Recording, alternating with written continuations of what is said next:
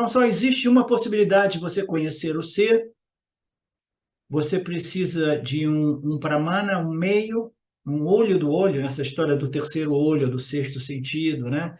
Então, você tem que ter uma ajuda externa que possa permitir a você, né, ver o reflexo seu que ocorre dentro do âmbito das escrituras. As escrituras vão desenvolver essa visão, né?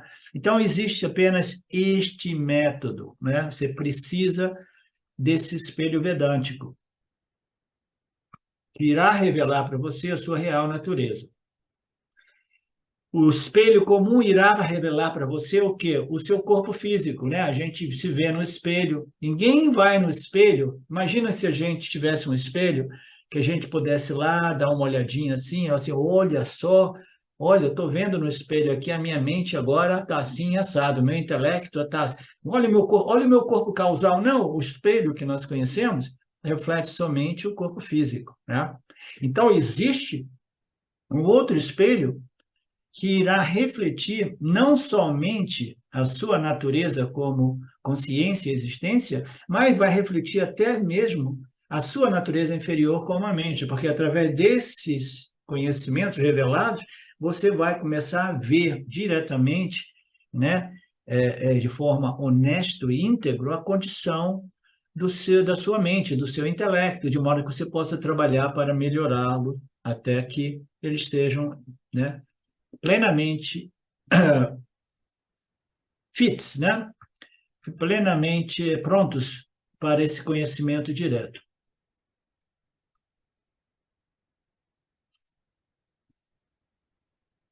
Nós precisamos cobrir o espelho, limpar o espelho da superfície da poeira.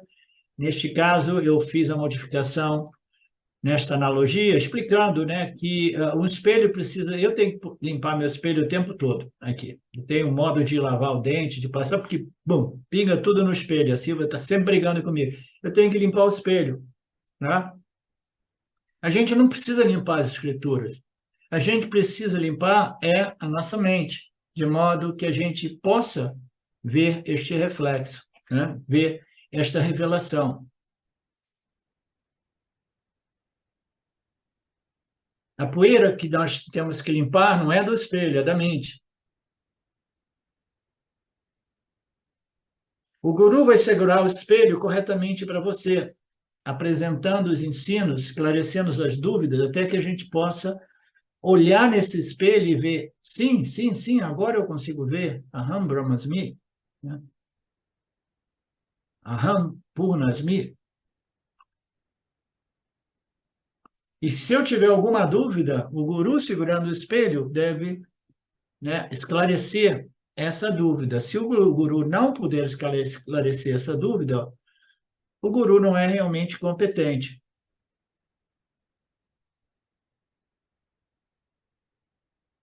Então, as poeiras ocorrem no nível de compreensão do indivíduo, ou seja, na mente do indivíduo, e o guru deve estar lá para remover esses obstáculos, esses mal-entendidos, essas interpretações equivocadas e etc., né? Que é colocada como a poeira no espelho.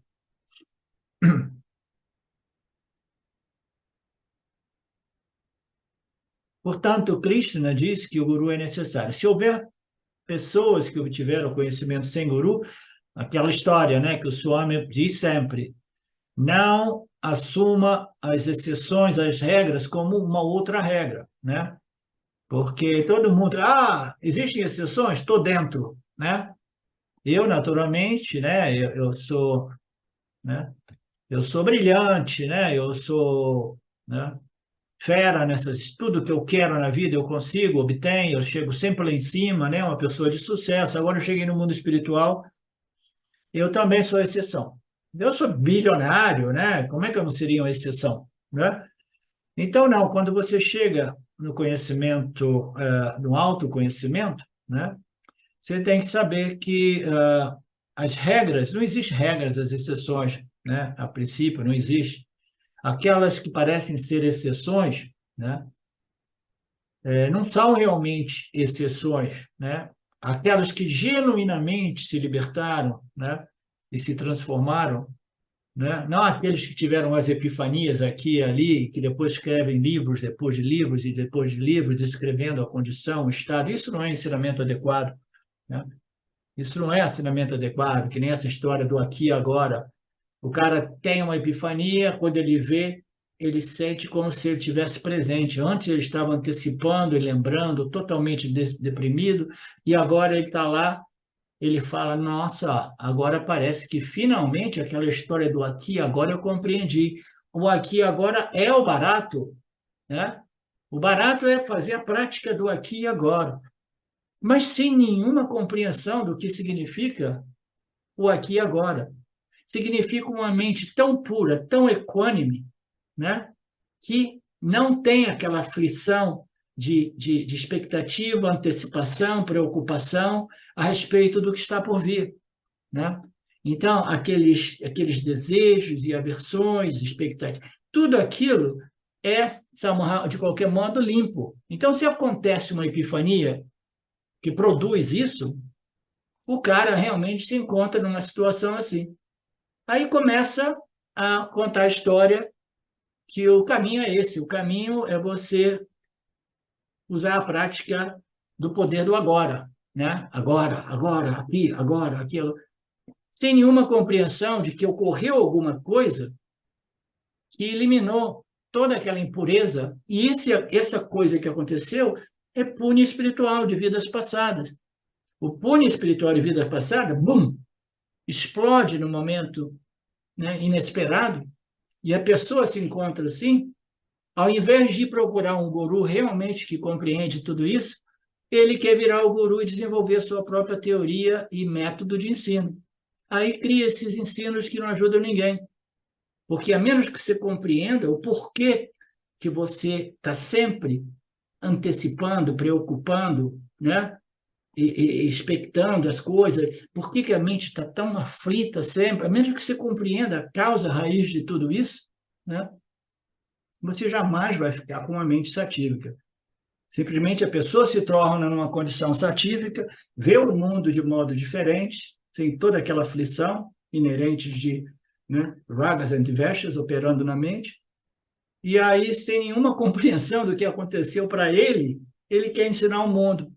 E o pessoal cai nessas histórias.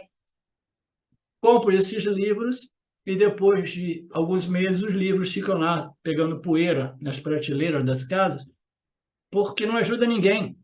Você não consegue ficar no aqui e agora, a menos que você compreenda a causa, a raiz da extrovertimento, da ansiedade, da aflição, né, do apego, da expectativa, das frustrações. A causa de tudo isso é uma causa muito profunda. E, no fundo, é somente a ignorância a respeito da minha real identidade. Você entende, Marinel? Entendo. Entendo, sim.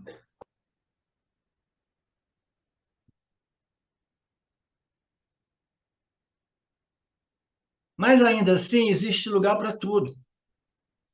Então, esse tal guru, ele se classifica em que tipo de guru? Esse tal guru, ele é um guru que inspira, um guru de inspiração, né? Ó, aconteceu comigo, no meio da praça, pum, né? Então, é um guru que vai inspirar as pessoas a buscarem uma certa condição mental na qual esta ansiedade, este medo, esta problemática psicológica humana se resolve, né? Mas não se sabe exatamente se esses gurus com ensinamentos próprios, fundados nas suas epifanias, se eles são realmente liberados ou não.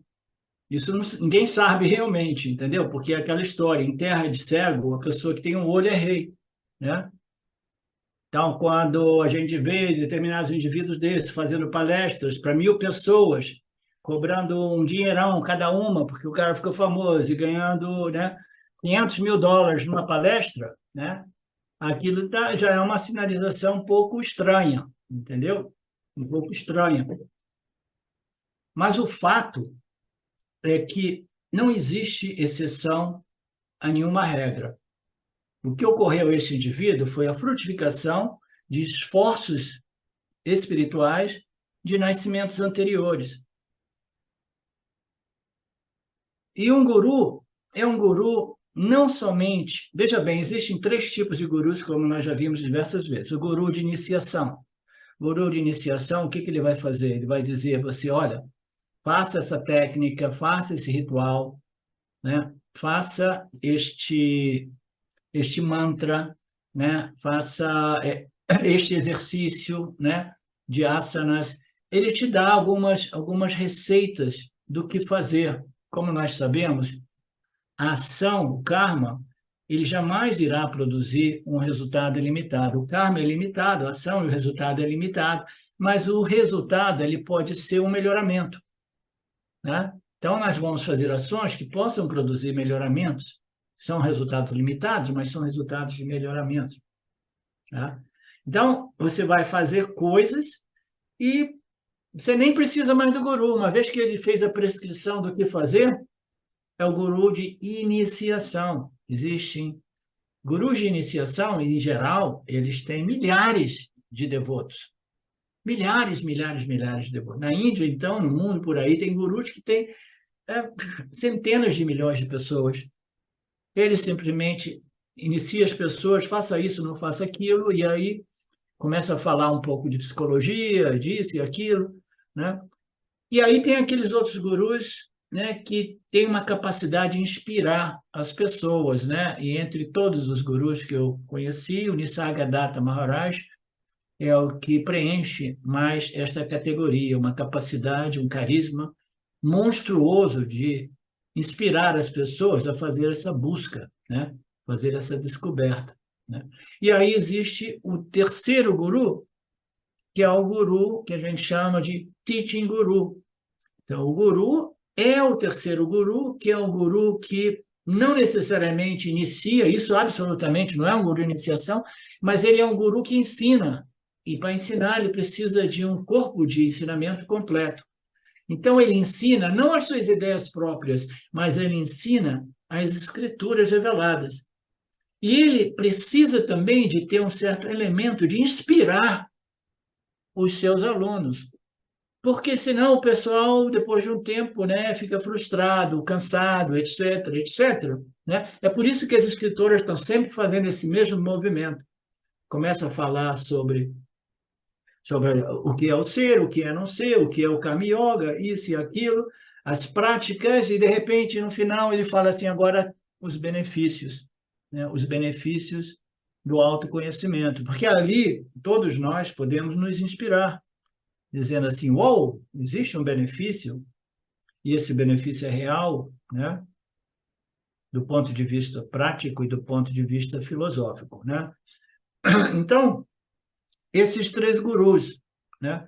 Então, o guru de Arjuna, o guru de Arjuna, que é o Krishna aqui, ele também fez o papel desses outros, né? Ele não fez também o papel de um guru de iniciação, mas ele fez um papel de guru de inspiração, porque ele tentou inspirar Arjuna a fazer a coisa certa.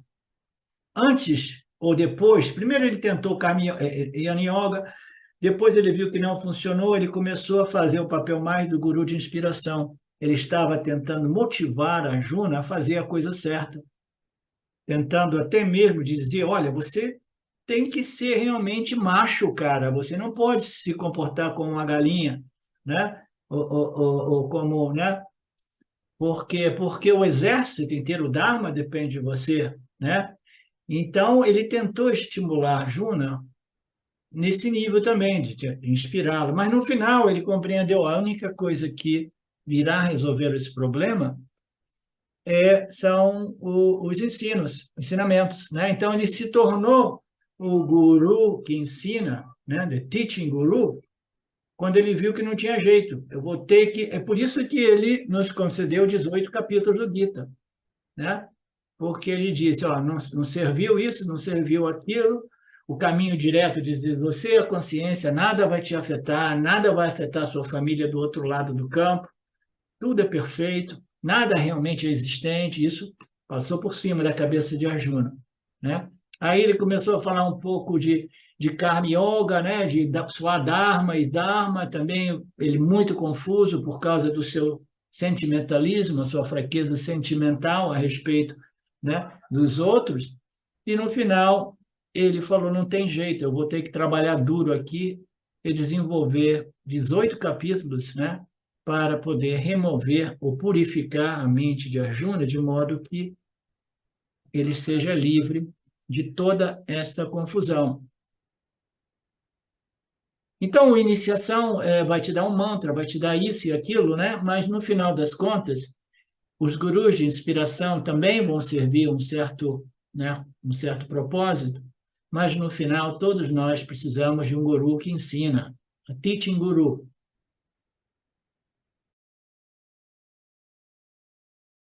Olá! Queria trazer aqui para vocês o quanto eu tenho me beneficiado dos ensinamentos do Vedanta. Esses ensinamentos do Vedanta, eles mudaram a minha vida, o meu estilo de vida, né? A partir de uma compreensão sobre Jagata, o mundo, sobre essa pura inteligência, Ishvara, sobre o Jiva, né? A mente, o funcionamento, sobre a aplicação do Karma Yoga diariamente na vida, o quanto isso beneficia a purificação da mente, né? Para poder daí acessar aquilo que é mais valioso.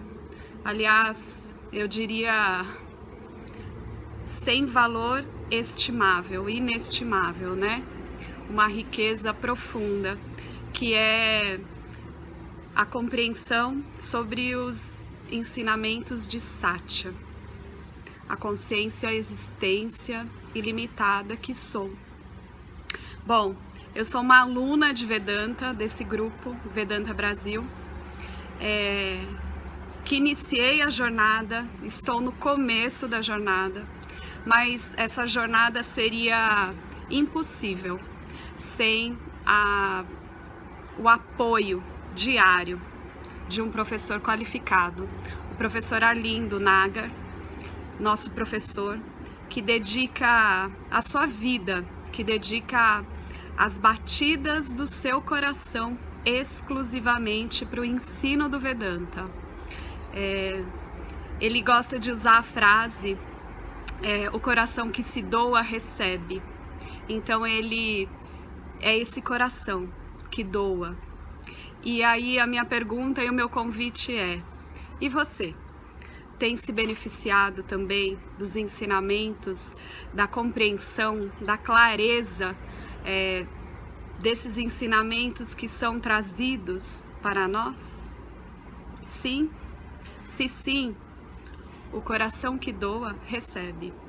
Então o convite é: se você se beneficia, você pode também fazer uma doação. Essa doação, ela é necessária, apropriada, para a manutenção, né, desse ensinamento vivo diariamente para nós. E é um convite para que a gente possa nutrir esse grupo com o dar e o receber.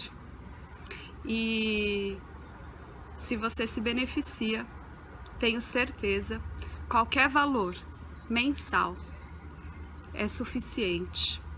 É o valor que o seu coração sentir, mas é um valor apropriado. Bom, meu recado é esse. Eu agradeço imensamente e não tenho palavras para dizer o que é o Vedanta na minha vida. Só dizer gratidão. Gratidão Ishvara, gratidão professor, gratidão a Sampradaya, gratidão. Obrigada.